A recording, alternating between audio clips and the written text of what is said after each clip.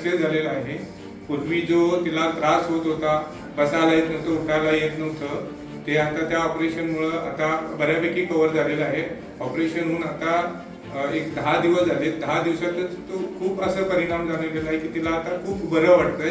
तर आम्हाला या ऑपरेशनमुळे एक दिलासा मिळाला आहे की तिचे जो त्रास होता तो खूप कमी झालेला आहे.